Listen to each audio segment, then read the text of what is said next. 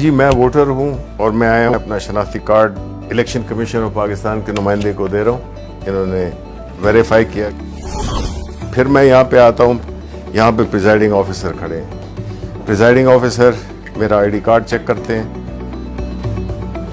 और मुझे क्लियर करते हैं कि मैं अपना वोट डाल सकता हूँ। इन्होंने यहाँ से बैलेट का प्रेस किया और मैंने अपनी पसंद के कैंडिडेट को देखते हुए, इंतखाबी निशान भी है और नाम भी है, तो मैं अपना वोट दे रहा हूँ जी जुबैर जट को, बैट। ये मैंने दबा दिया अपना वोट, ये यहाँ से वोट निकल आया। अब ये मैं पर्ची लेकर और इसको बैलेट पेपर में जो इलेक्शन कमीशन का वो उसमें मैं डाल देता हूँ। अब जब वोटिंग खत्म हो गई है तो सारे पोलिंग एजेंट्स को बुला लिया जाएगा। प्रिजाइडिंग ऑफिसर कहेंगे कि जी टाइम वोटिंग का ख़त्म हो गया है, कोई वोटर मौजूद नहीं है जो पोलिंग स्टेशन है, सबकी तसल्ली हो गई। आप इस सील को खोलेंगे जो कि पहले इसमें स्टार्ट था, जब पोलिंग स्टार्ट हुई थी तो उन्होंने स्टार्ट का बटन दबाया था, अब ये क्लोज का बटन दबाएंगे। अब पोलिंग बिल्कुल बंद हो गई। अब अगर ये भी करना चाहें, स्टार्ट का बटन भी दबाना चाहें दोबारा, तो ये नहीं कर सकते। अब कंसोलिडेटेड रिजल्ट्स चाहिए तो प्रिजाइडिंग ऑफिसर फिर आप दबाएं रिजल्ट्स, ये रिजल्ट्स में, और ये आपकी उसी वक्त आपके पास पूरा जो भी कैंडिडेट्स थे, यहाँ पे चूंकि जुबैर जट को एक वोट पड़ा था तो सिर्फ उनके आगे एक वोट लिखा हुआ है, बाकी किसी का कोई वोट नहीं था। ये जो लिस्ट है इसमें प्रिजाइडिंग ऑफिसर साइन करेंगे और उसके बाद जो भी पोलिंग एजेंट्स हैं वो साइन करेंगे। हमने फिर एक एप्लीकेशन डेवलप की है जिसमें कि जो QR कोड है उसको जो प्रिजाइडिंग ऑफिसर है उसके पास उसकी एप्लीकेशन होगी, वो उसको स्कैन करेगा। अब किसी और आम फोन पे करें आप,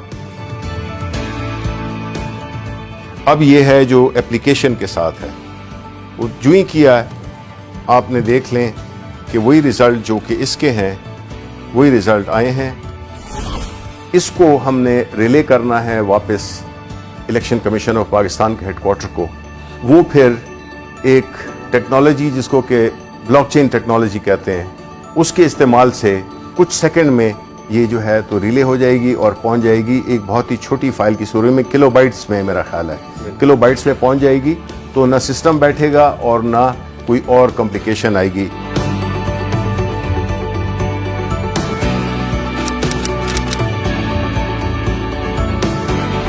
अगर कोई ये कोशिश भी करे कि वो उसी तरह का वोट पहले तो छपवा नहीं सकता, लेकिन अगर छपवा भी ले तो वो वोट इसलिए काउंट आउट होगा क्योंकि हर वोट के ऊपर एक बार कोड है। वो बार कोड जब आप स्कैन करते हैं तो वो आपको सिर्फ एक इंफॉर्मेशन देगा, सिर्फ ये बताएगा कि ये इस पोलिंग स्टेशन का बैलेट पेपर है। तो हमें जब पोस्ट ऑडिट इलेक्शन किसी को एतराज हो सकता है तो तब भी ये इंफॉर्मेशन के टाइम और जो पोलिंग स्टेशन है सिर्फ उसकी इंफॉर्मेशन होगी जो कि सबको दिखाई भी जा सकती है। ब्लॉकचेन टेक्नोलॉजी का जो बुनियादी कॉन्सेप्ट है वो यही है कि उसको चूंकि मल्टीपल उसकी लेजर्स होते हैं तो उसको कोई चेंज नहीं कर सकेगा, ऑल्टर नहीं कर सकेगा। तो इसलिए जो मसला था RTS का, जिसकी वजह से इसको इस पूरे अमल को एक बदनामी का सामना करना पड़ा, उसका हल भी हमने निकाल दिया है। जब एक वोट डल जाए तो ये मशीन डीएक्टिवेट हो जाती है और जब तक के बैलेट का बटन न दबाएं, प्रिजाइडिंग ऑफिसर वो जो इजाजत थी वो एक ही वोट के लिए थी। ये सिर्फ मशीन नहीं, ये पूरी एक सोच की तब्दीली है, उस निज़ाम की तब्दीली है। लोग धौंस के ज़रिए, पैसे के ज़रिए और मुख्तलिफ गैर कानूनी हथगंडे इस्तेमाल करके वो हारे हुए इलेक्शन को जीत में तब्दील कर देते थे और जीते हुए इलेक्शन को हार में तब्दील कर देते थे। चूँकि एक स्टैंड अलोन मशीन है जिसमें कि इसका ना कोई इंटरनेट से ताल्लुक़ है, ना इसका कोई वाईफाई से ताल्लुक़ है, ना इसका कोई ब्लूटूथ से है, तो ये बैरूनी असरात से ये बिल्कुल मुबर्रा है। दूसरी बात यह है कि इस मशीन में कोई ऑपरेटिंग सिस्टम नहीं है, जिसकी वजह से इसमें ना बग्स डाली जा सकती हैं, ना इसको हैक किया जा सकता है।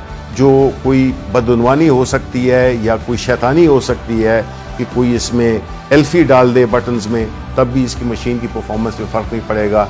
कोई कील लगाने की कोशिश करे तो भी नहीं होगा, पिन लगाने की, पानी फेंकने की, कोई और लिक्विड फेंकने की, इसकी परफॉर्मेंस को बिल्कुल अफेक्ट नहीं कर सकता।